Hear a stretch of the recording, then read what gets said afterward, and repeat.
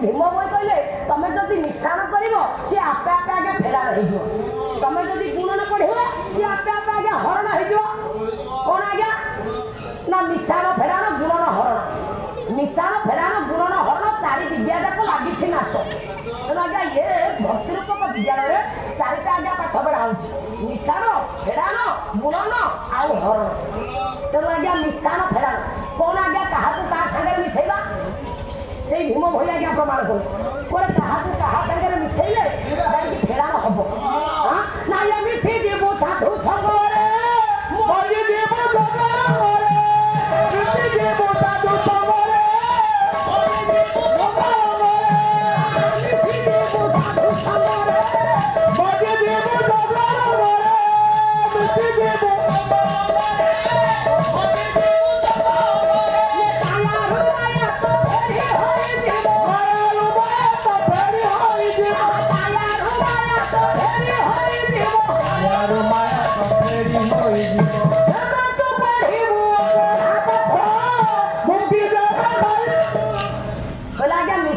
साधु संघरे भीम कहले मिश्रणता आम कौन ना आज्ञा आम एक समान एक मिसेले दुई आज्ञा पढ़ा एटी आज्ञा मिसवा क्या सहित कहले आज्ञा साधु मान सहित आम मिसवा आज्ञा साधु मान सहित कहीं मिसवा कौन पर मिसवा ओडिया भागवत अति बड़ी कवि जगन्नाथ दास प्रमाण कले कौन कहले ना ये साधु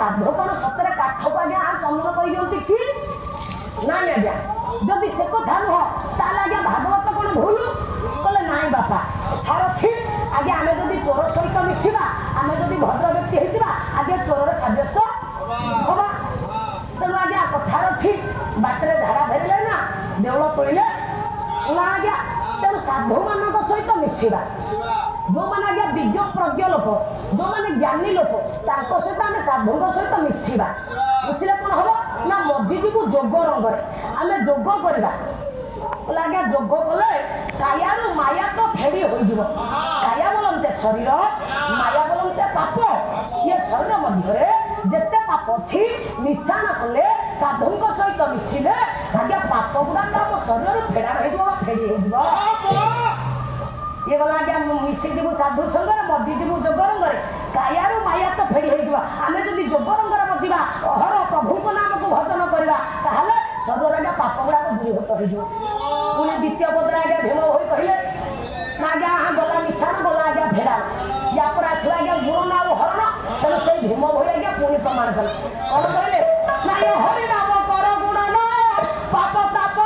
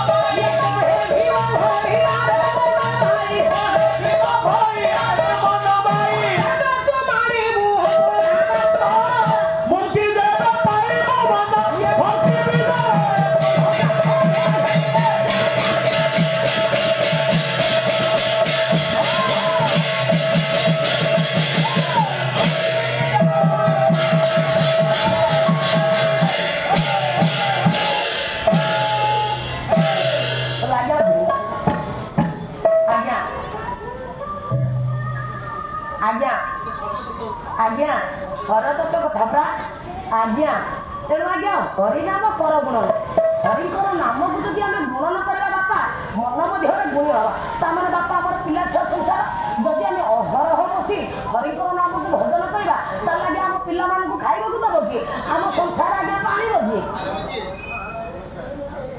आज्ञा साधु को चिन्हवा केमी साधु जे मलय पवन काष्ट को करते चंदन आज्ञा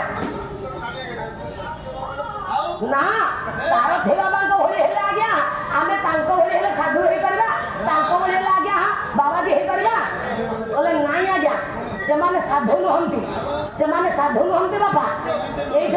ଏଇଥିପାଇଁ ଆପଣମାନଙ୍କର କଳି ଭାଗବତ ଗୋଟେ ଆପଦ ପ୍ରମାଣ କରନ୍ତି। କ'ଣ କହିଲେ ଆଜ୍ଞା? ହଁ ନା ଏଇଥିପାଇଁ ଆପଣମାନଙ୍କର କଳି ଭାଗବତ ଲେଖା ହେଇନି।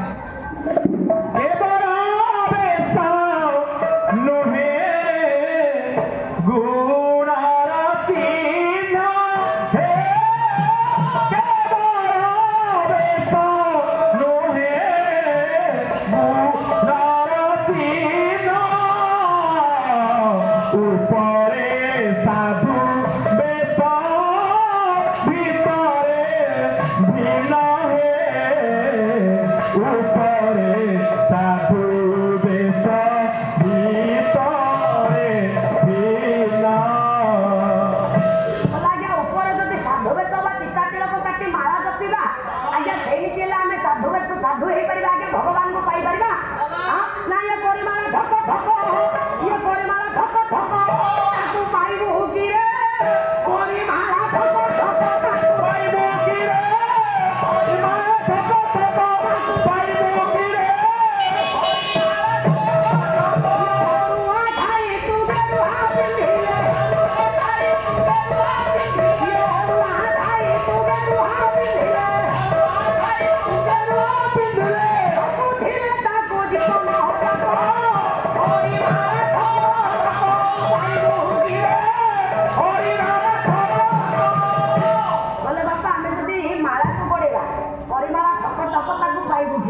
ଆଜ୍ଞା ଏମିତି ଚିତା ତିଳକ କାଟିବା, ଗେରୁଆ ବସ୍ତ୍ର ପିନ୍ଧିବା, ହାତରେ ଆଜ୍ଞା ମାଳି କରିବା, ଭଗବାନଙ୍କୁ ଆଜ୍ଞା ପାଇବା। ଏଇଥିପାଇଁ ଗୁରୁ ନାନକ ପୁରା ସୁନ୍ଦର ପଦ୍ଧତି ଆଜ୍ଞା ପ୍ରମାଣ କଲେ। କ'ଣ କହିଲେ ଆଜ୍ଞା?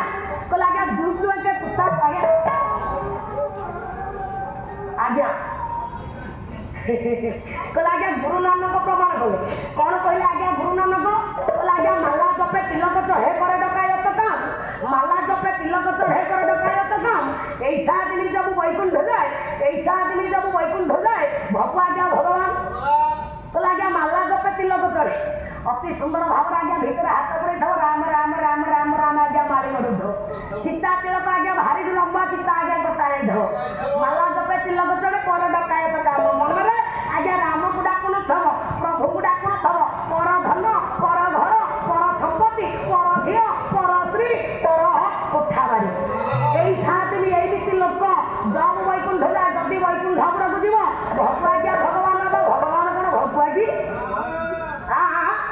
ବାପା ଭଗବାନ କ'ଣ ଭଗୁଆ କି?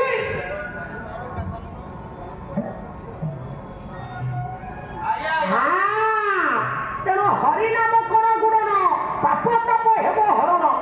ତାହେଲେ ବାପା ସେ ପ୍ରଭୁଙ୍କର ନାମକୁ ଆମେ କେତେବେଳେ ପାଇବା? କେତେବେଳେ ବାପା ପ୍ରଭୁଙ୍କର ନାମକୁ ଆମେ ଭଜନ କରିବା?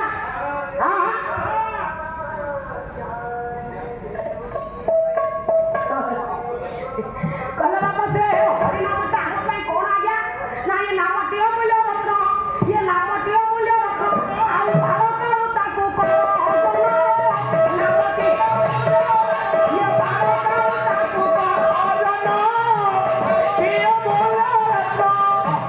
ଆଜ୍ଞା ନାମଟା ହଉଛି ଅମୂଲ୍ୟ ରତ୍ନ। ତେଣୁ ଆମେ ତାକୁ କେତେବେଳେ ଅର୍ପଣ କରିବା? କହିଲେ ବାଳକାଳୁ ତାକୁ କର ଅର୍ପଣ। ପିଲାଟି ଦିନରୁ ତାକୁ ଯଦି ଆମେ ଭଜିଥିବା ତାହେଲେ ବାପା ଆମେ ଠିକ ବାଟରେ ଯାଇବା, ବା ଠିକ ବାଟରେ ଆଜ୍ଞା ଯିବା, ଭୁଲ ରାସ୍ତାକୁ ଆଜ୍ଞା ଯିବାନି। ତେଣୁ ଆଜ୍ଞା ଯେତେବେଳେ ଆଖିକି ଦୁଷୁଥିବ, ଭଲ ପୋଷାକ ପିନ୍ଧୁଥିବ, ବାଟଟା ଭଲ ଦେଖାଯାଉଥିବ, ସେତେବେଳେ ଆଜ୍ଞା ଯଦି କହିବ ହେ ହରିଆ ଭାଇ ନା କ'ଣ କହୁଛୁ କି ନା ଟିକେ ଭାଗବତ ପଢୁନା, ହାତ ମା ଭାଗବତ ଆଜ୍ଞା ନାହିଁ। ତେଣୁ ଯେତେବେଳେ ଆଖିକି ନ ଦେଖାଯିବ, ବଡ଼ ବଡ଼ ଚଷମା ଲଗେଇଥିବ ଆଜ୍ଞା, ଦାନ୍ତ ଆଜ୍ଞା ନଥିବ, କାନକୁ ଶୁଭୁ ନଥିବ, କାନ୍ଧରେ ଗୋଟେ ଇଏ କାଠରେ ଆଜ୍ଞା ଭାଗବତ ବହି ପାନ ଖିଲକୁ ମାରି ବାଡ଼ିକି ଧରି ଆଜ୍ଞା ଗାଁ ଦାଣ୍ଡରେ ଯାଉଥିବ। ଆରେ ହରିଆ ଭାଇ କୁଆଡ଼େ ଯାଉଛି? ନା ଭାଗବତ ପଢିବାକୁ। ନା ଆରେ ତତେ ଯେତେବେଳେ ଦୁଷୁଥିଲା ତ ଭାଗବତ ପଢିଲି। ଏଇନା ଆଜ୍ଞା ଆଖିକି ଦୁଷୁନି, ନା ମୁଁ ଯାଉଛି ଭାଗବତ ପଢିବା ପାଇଁ। ତେଣୁ ଆଜ୍ଞା ନାମଟି ଅମୂଲ୍ୟ ରତ୍ନ, ବାଳକାଳୁ ତାକୁ କର ଅର୍ଜନ। ନାମରତ୍ନମାଳା ଗୋଳାରେ ଲମ୍ବିଲେ ଛାଡ଼ି ପଳାଇବ କାଳ ଶରଣ।